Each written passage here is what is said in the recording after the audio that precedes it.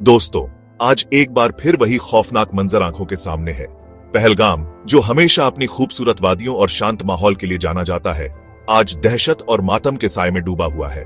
लोग सड़कों पर सहमे हुए हैं, हर चेहरा चिंता और डर से भरा है। रात के अंधेरे में गूंजती सायरन की आवाजें, भागती एम्बुलेंसें और पुलिस की हलचल ने पूरे इलाके को हिलाकर रख दिया है। 22 अप्रैल 2025 ये तारीख अब पहलगाम के इतिहास में एक काले दिन के तौर पर दर्ज हो गई है। पहलगाम की वादियां, जो आमतौर पर सैलानियों की हंसी और बच्चों की खिलखिलाहट से गूंजती थीं, आज गोलियों की तड़तड़ाहट से कांप उठीं। अचानक हुई फायरिंग से हर कोई दहशत में आ गया। सुरक्षा बलों की तेज दौड़, चारों ओर धुआं और चीख पुकार ने माहौल को और भी भयावह बना दिया। वेसरन मेडोज, जहां कुछ ही देर पहले तक पर्यटक कुदरत की गोद में सुकून ढूंढ रहे थे, हंसी ठिठोली कर रहे थे, वहीं अचानक आतंक ने खौफ का सन्नाटा पसार दिया। लोग अपनी जान बचाने के लिए इधर उधर भागने लगे। बच्चों की मासूमियत, परिवारों की खुशियां, सब कुछ एक पल में बदल गया। करीब 10 मिनट तक चली इस गोलीबारी ने 26 जिंदगियां ली। हर तरफ अफरा तफरी मच गई। एम्बुलेंसें लगातार घायलों को अस्पताल पहुंचाने में लगी रही। पुलिस और बचाव दल ने तुरंत मोर्चा संभाला, लेकिन तब तक कई परिवार उजड़ चुके थे। 25 पर्यटक, जो देश के अलग अलग कोनों से कश्मीर की खूबसूरती देखने आए थे, वो मौत की आगोश में समा गए।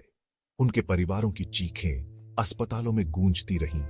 कईयों का सामान वहीं छूट गया, बसें खाली रह गईं और सपने अधूरे रह गए। एक स्थानीय कश्मीरी भी इस हमले का शिकार बना।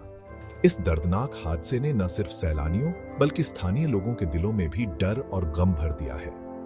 पहलगाम की फिजा में अब भी मातम और खौफ का साया है और हर कोई यही सवाल कर रहा है, आखिर ये कब तक चलता रहेगा?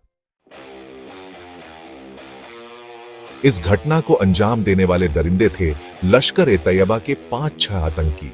ये आतंकी न सिर्फ हथियारों से लैस थे, बल्कि उनके इरादे भी बेहद खतरनाक और अमानवीय थे। जंगलों में छुपे ये चेहरे अपने मकसद को अंजाम देने के लिए पूरी तैयारी के साथ आए थे। इनकी नजरों में न इंसान की कीमत थी, न ही किसी की मासूमियत का कोई मोल। इनमें से 3 पाकिस्तानी थे, आसिफ फौजी उर्फ मूसा, सुलेमान शाह उर्फ यूनुस, अबू तलहा उर्फ आसिफ। ये नाम आज भी दहशत और नफरत का दूसरा नाम बन चुके हैं। पाकिस्तान से आए इन आतंकियों ने न सिर्फ सरहदें पार की, बल्कि इंसानियत की सारी हदें भी पार कर दी। 2 कश्मीरी थे, आदिल गुरी और एहसान। ये स्थानीय युवक थे, जिन्होंने अपने ही लोगों के खिलाफ बंदूक उठा ली। इनका मकसद सिर्फ खौफ फैलाना और नफरत की आग को और भड़काना था। इन दरिंदों ने नकाबों के पीछे से इंसानियत को शर्मसार किया। उनके चेहरे भले ही छुपे हुए थे, लेकिन उनके काले इरादे सबके सामने थे। उन्होंने अपने गुनाहों को छुपाने के लिए नकाब पहना, मगर उनके कृत्य पूरी दुनिया के सामने उजागर हो गए। लेकिन दोस्तों, ये सिर्फ एक हमला नहीं था। ये एक ऐसी घटना थी जिसने पूरे इलाके को दहला दिया। हर तरफ अफरा तफरी मच गई। लोग अपनी जान बचाने के लिए इधर उधर भागने लगे। पुलिस और सुरक्षा बल मौके पर पहुंचे, लेकिन तब तक बहुत देर हो चुकी थी। ये एक सोची समझी साजिश थी। आतंकियों ने पहले से पूरी योजना बनाई थी कि किस तरह से लोगों को निशाना बनाना है, कब हमला करना है और कैसे दहशत फैलानी है। उनकी हर हरकत में एक गहरी साजिश छुपी थी। प्रत्यक्षदर्शियों के मुताबिक आतंकी लोगों से उनका धर्म पूछ रहे थे। वे लोगों को लाइन में खड़ा कर एक एक से सवाल कर रहे थे।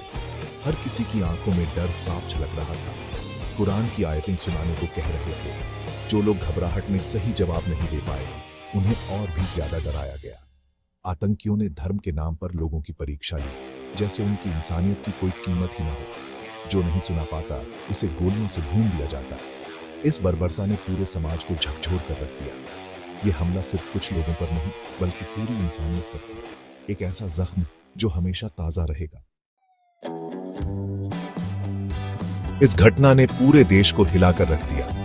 हर तरफ अफरा तफरी मच गई। लोग टीवी और रेडियो पर लगातार खबरें सुनते रहे। सोशल मीडिया पर भी शोक और गुस्से की लहर दौड़ गई।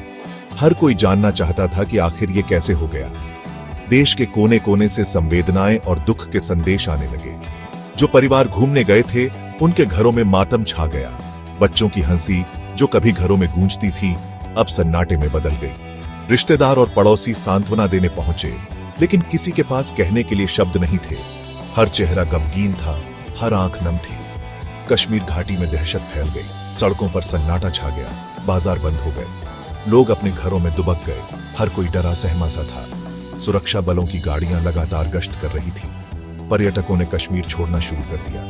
होटल खाली होने लगे, बसें और टैक्सियां एयरपोर्ट की ओर दौड़ने लगी। जो लोग छुट्टियां मनाने आए थे वे अब डर के साए में घर लौट रहे थे। डल झील, जो कभी सैलानियों से गुलजार रहती थी, वीरान हो गई। शिकारे खाली पड़े थे, हाउस बोट्स सूने हो गए। झील के किनारे पसरा सन्नाटा सबको चुभ रहा था। सरकार ने तुरंत एक्शन लिया। आपात बैठकें बुलाई गईं, सुरक्षा व्यवस्था और कड़ी कर दी गई। हर स्तर पर हालात पर नजर रखी जा रही थी। घायलों को अस्पताल पहुंचाया गया। डॉक्टरों और नर्सों की टीम ने दिन रात एक कर दिया। अस्पतालों के बाहर परिजनों की भीड़ लगी रही। हर कोई अपने प्रियजनों की सलामती की दुआ कर रहा था। आतंकियों की तलाश में सर्च ऑपरेशन शुरू हुआ। सेना और पुलिस ने जंगलों, गांवों और शहरों में छानबीन तेज कर दी। हर संदिग्ध जगह की तलाशी ली जा रही थी। 1500 से ज्यादा लोगों को पूछताछ के लिए हिरासत में लिया गया। हर किसी से सवाल जवाब किए जा रहे थे ताकि सच सामने आ सके और दोषियों को सजा मिल सके। प्रधानमंत्री नरेंद्र मोदी ने इस कायराना हमले की कड़ी निंदा की।